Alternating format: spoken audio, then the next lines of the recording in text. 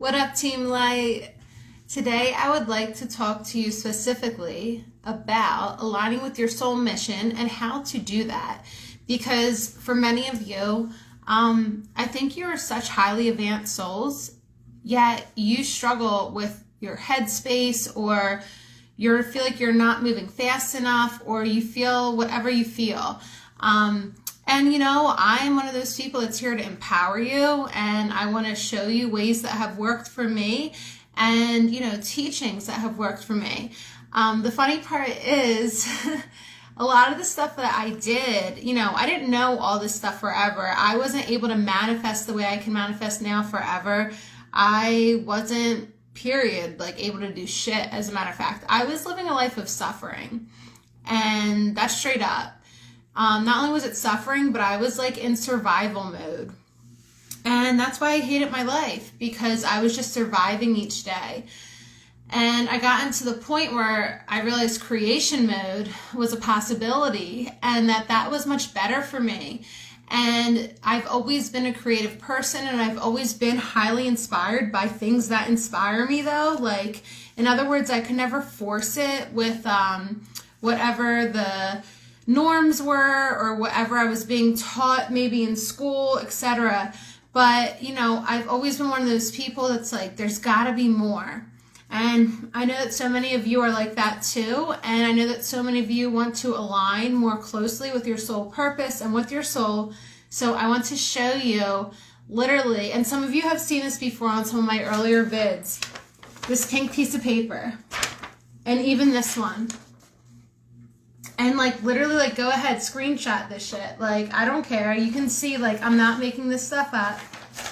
And this is what happened. Like, sorry if it's redundant for some of you. I have like dogs here. Look at this dog. Oh, I can't lift him up though. He just got his little, come on, look how cute though. Oh my God. And look how cute the dog is. Okay. Anyway. So I quit teaching. And everyone thought I was crazy, because it was finally the year, after 7 years, it was finally the year I could apply for a contracted position. It was the highest paying school district in Pennsylvania, and or one of the highest, maybe like the top 3. And I'd worked there as a long-term sub for, you know, 6 months here, a year there, for like different teachers. And they finally had positions open. And it was just ironic, because that was the year I got my divorce. That was the year that I had my massive awakening. And that was the year that I was like, fuck bitches, get money, but not. So I quit. In other words, I didn't apply for the contract. There were 3 of them, 3 English teacher positions at the high school. And I didn't even apply for them.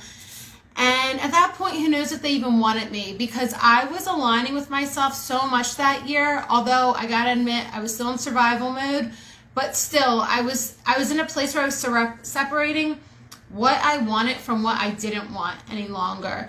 And I started to realize that, damn, I went to school to be a teacher. Damn, I thought I wanted to teach kids and what's going on. And damn, like I just started realizing all these things. I'm like, I can't force this anymore. I gotta be true to myself. So, you know, this is why I tell you that the leap of faith is so strong, because who the fuck do you know that just like decides not to make money while they're getting divorced, while they really don't even have a stable place to live, and while they're not having anything else lined up? And I did that. That's what I did. I had nothing lined up. I had no idea what I was going to do after that. I just knew what I knew, and I knew that that wasn't for me. And I knew that I loved teaching kids. I knew that I wanted to teach. Blah, blah, blah, blah. I could go on forever, but let me just show you what I want to show you for the purpose of this video.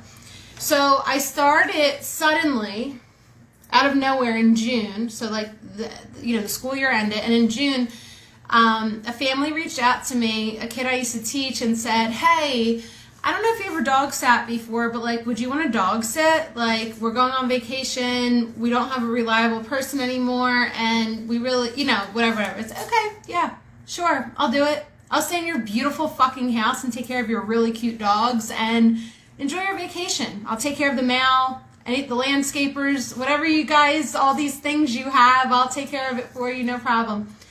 And I stayed there.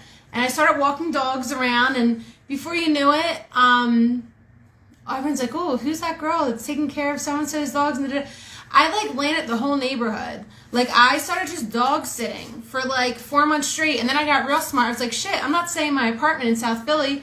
Why wouldn't I Airbnb it out? So I started Airbnb-ing it out.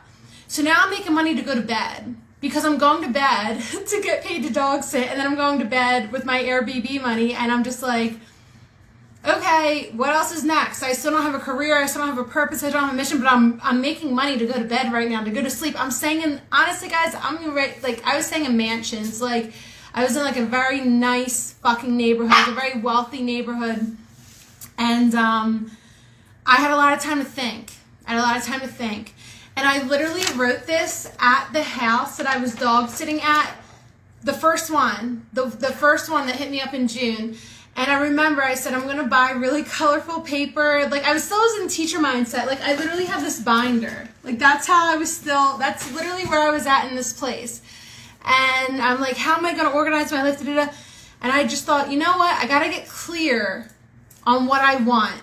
Because I like a lot of things, but what do I want to do every day? And I couldn't figure it out. So I wrote this list. And I called it the non-negotiable list. I knew I wanted to use my voice, and I knew there were non-negotiables to that. I was like real on it, obviously, though, because I also even wrote this non-negotiable list. But I'm going to share with you, and I'm going to show you how you can manifest and align with your soul. You can call this what you want. But I wrote this, maybe 5 years ago now? 4 years ago. About 4 years ago now. And number one is, like, I literally want to show it to you like I'm a teacher, because I can just feel the energy on this paper. Like, that's where I was at. But it's like, actually care about the topic. Communicate strong feelings. Be honest. # rude truth. Number 4, be unique, authentic, and original. Number 5, show personality, aka audience should feel like they know me. Come on! What was I doing? Number 6, use appropriate tone for topic and audience. Number 7, maintain high energy, but keep it thoughtful and under control, because I know my ass gets out of control sometimes.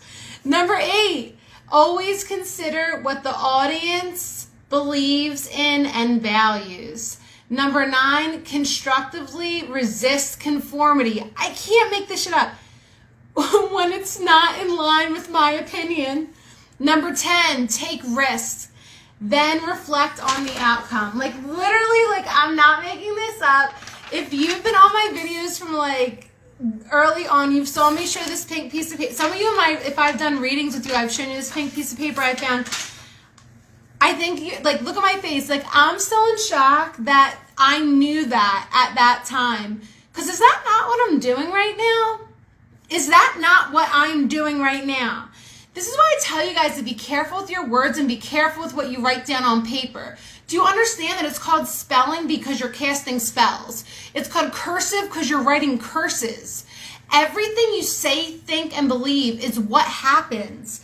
Here's this other little white scrap piece of paper, whatever. It says, number 1, using my voice and hearing others.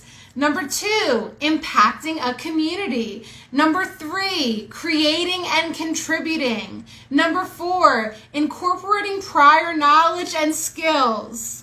Number 5, doing what makes practical sense, at least in that moment. Number 6, doing what others might not, despite judgment or what anyone thinks. Like, all I'm saying is, I don't even journal, like, rarely. Hey, I don't even journal anymore really like that. The reason why all this came to me, by the way, I wasn't doing tarot cards at this time. I wasn't doing any kind of session. I wasn't even tutoring yet, okay? But all of the inspiration came to me because I got silent.